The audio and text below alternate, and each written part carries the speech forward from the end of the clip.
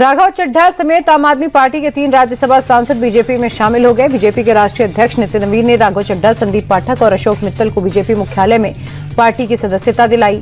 नितिन नवीन ने तीनों का मुंह भी मीठा कराया। आप छोड़ने वाले 4 और सांसद स्वाति मालीवाल, हरभजन सिंह, राजेंद्र गुप्ता, विक्रमजीत सिंह साहनी भी जल्द ही औपचारिक तौर पर बीजेपी का दामन थामेंगे। आम आदमी पार्टी को तगड़ा झटका लगा। राघव चड्ढा की अगुवाई में 2/3 यानी 10 में से 7 राज्यसभा सांसदों ने बीजेपी में विलय कर लिया है। राघव चड्ढा ने पार्टी छोड़ने का ऐलान करते हुए आप और उसके संयोजक अरविंद केजरीवाल पर आरोप लगाए। राघव ने कहा, मैं हमेशा से सही था, बस पार्टी गलत चुन ली।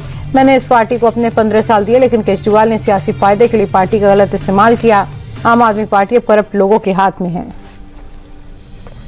पार्टी के संसदीय दल में बड़ी टूट को लेकर आम आदमी पार्टी ने बीजेपी पर भड़ास निकाली। आप सुप्रीमो अरविंद केजरीवाल ने कहा कि बीजेपी ने फिर से पंजाबियों के साथ धक्का किया। वहीं संजय सिंह ने प्रेस कॉन्फ्रेंस में पंजाब में ऑपरेशन लोटस का दावा कर दिया। संजय सिंह ने कहा, बीजेपी ने ईडी और सीबीआई का डर दिखाकर पार्टी को तोड़ने की साजिश की। जनता इन गद्दारों को नहीं भूलेगी। बंगाल में चुनाव चल रहा है। खेला दिल्ली में हुआ और सियासत पंजाब की गरमाई। आम आदमी पार्टी के 7 सांसद बीजेपी में शामिल हुए तो शिरोमणि अकाली दल को भी निशाना लगाने का मौका मिला। विक्रम मजीठिया ने ये तक दावा कर दिया कि जल्दी भगवंत मान भी बीजेपी में शामिल हो जाएंगे। बंगाल चुनाव के बीच दिल्ली में हलचल बढ़ गई है। राज्यसभा में 73 विपक्षी सांसदों ने उपसभापति को एक लेटर दिया, जिसमें मुख्य चुनाव आयुक्त ज्ञानेश कुमार को हटाने की मांग की गई। कांग्रेस नेता जयराम रमेश और टीएमसी नेता सगारिका घोष ने यह नोटिस सबमिट कराया है। विपक्ष ने ज्ञानेश कुमार पर पद का गलत इस्तेमाल करने का आरोप लगाया। पीएम मोदी 27 और 28 अप्रैल को सिक्किम के दौरे पर रहेंगे, जहां पीएम सिक्किम के पूर्ण राज्य के रूप में 50 साल पूरे होने पर समापन कार्यक्रम में शामिल होंगे।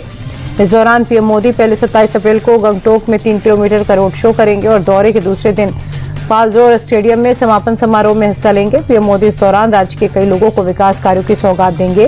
पीएम के दौरे को लेकर राज्य में सुरक्षा के कड़े इंतजाम किए गए। बंगाल में पहले की चरण की वोटिंग के बाद पीएम मोदी ने दमदम में चुनावी रैली की। वोटिंग प्रतिशत से गदगद प्रधानमंत्री ने कहा, बंगाल की जनता ने परिवर्तन पर मुहर लगा दी। बम्पर वोटिंग बीजेपी की जीत का शंखनाद है। प्रधानमंत्री ने कहा, टीएमसी का दिया बुझने से पहले फड़फड़ा रहा है। कल महाजंगल राज के अंत का उद्घोष हुआ। 4 मई के बाद टीएमसी के गुंडों को कोई नहीं बचा पाएगा। अमित शाह ने नॉर्थ 24 परगना में भव्य रोड शो निकाला। शाह ने दावा किया, इस बार बंगाल में बीजेपी का ही सीएम बनेगा। भवानीपुर में ममता के खिलाफ जबरदस्त आक्रोश है, वो अपनी खुद की सीट नहीं बचा पाएंगी। शाह ने कहा कि इस बार घुसपैठिए कटमनी सिंडिकेट का सफाया होगा। बंगाल में जब तक एक भी बीजेपी कार्यकर्ता जिंदा है, हम बाबरी का निर्माण नहीं होने देंगे। बंगाल में बीजेपी का धुआंधार प्रचार जारी है। हिंगलगंज में अमित शाह की रैली में भारी भीड़ उमड़ी। जनसभा को संबोधित करने से पहले अमित शाह ने हेलीकॉप्टर से भीड़ का नजारा दिखाया, जिससे उत्तर 24 परगना को बीजेपी की कमजोरी माना जा रहा था। वहां आज तपती गर्मी के बीच भारी भीड़ उमड़ पड़ी। अमित शाह की रैली को पब्लिक का अच्छा रिस्पांस मिला। इसे लेकर गृह मंत्री भी गदगद नजर आए।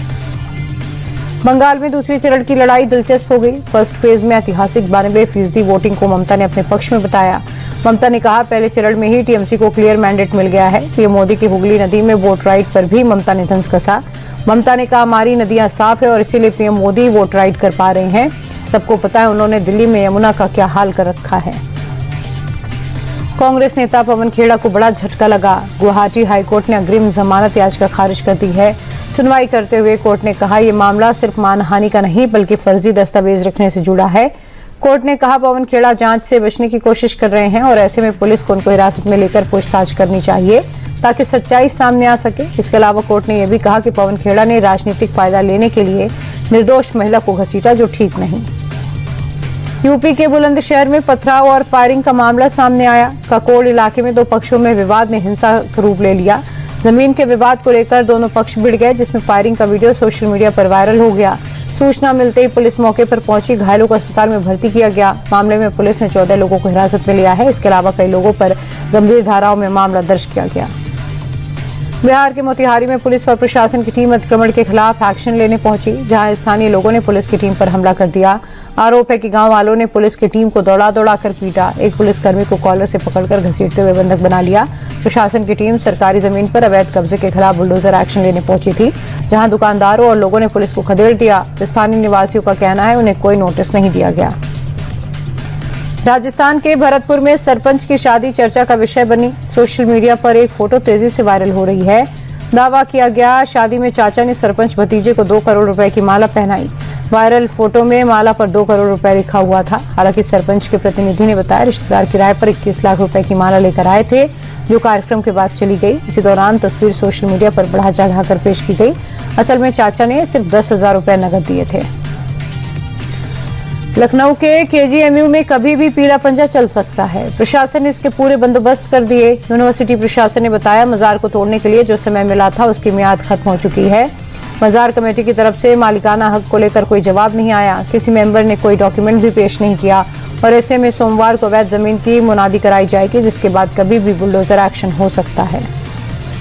उत्तराखंड के हरिद्वार में बोरिंग के समय बड़ा हादसा हो गया, जहां एक व्यक्ति बोरवेल के 27 फीट गड्ढे में गिर गया। दरअसल युवक अपने घर पर काम करा रहा था और इसी दौरान उसका बैलेंस बिगड़ गया, हादसा हो गया। घटना की सूचना मिलते ही पुलिस, एनडीआरएफ, एसडीआरएफ की टीम मौके पर पहुंची और इमरजेंसी टीम ने तुरंत रेस्क्यू ऑपरेशन शुरू किया। युवक को बाहर निकालने के लिए हरसंभव कोशिश की गई। भारत और अमेरिका के बीच ट्रेड डील को लेकर बातचीत चल रही है। दोनों ही पक्ष आपसी संबंधों को मजबूत करने पर सहमत हैं। बाजार की मौजूदा जरूरतों के हिसाब से ट्रेड डील का मसौदा तैयार हो रहा है। केंद्र सरकार ने बताया यूएस के साथ इन्वेस्टमेंट और डिजिटल ट्रेड बढ़ाने पर भी फोकस है। ईरान और अमेरिका के बीच शांति वार्ता पर अपडेट सामने आया। पाकिस्तान के मुताबिक ईरानी विदेश मंत्री सैयद अब्बास आरागची इसी हफ्ते इस्लामाबाद आने वाले हैं। 2 पाकिस्तानी अधिकारियों ने इसकी पुष्टि की। ईरान के बाद अमेरिका का डेलीगेशन भी इस्लामाबाद पहुंचेगा। फिलहाल होर्मुज को लेकर ईरान और अमेरिका आमने सामने हैं। हालांकि जंग पर अस्थायी रूप से रोक लगी हुई है। ट्रंप ने होर्मुज में अपनी नेवी को शूट एंड किल का ऑर्डर दे दिया है। इस पर पेंटागन का बयान सामने आया। पेंटागन ने कहा ईरानी सेना हमारे ब्लॉकेड को छू भी नहीं सकती। माइंस बिछाने वाले जहाजों को हम तुरंत उड़ा देंगे। कुछ दिनों में एक दूसरा एयरक्राफ्ट कैरियर भी ब्लॉकेड में शामिल होगा। अमेरिकी रक्षा मंत्री ने नाटो पर भी भड़ास निकाली। उन्होंने कहा नाटो देश सिर्फ बड़ी बड़ी बातें करते हैं, हमें होर्मुज खुलवाने के लिए किसी की जरूरत नहीं है।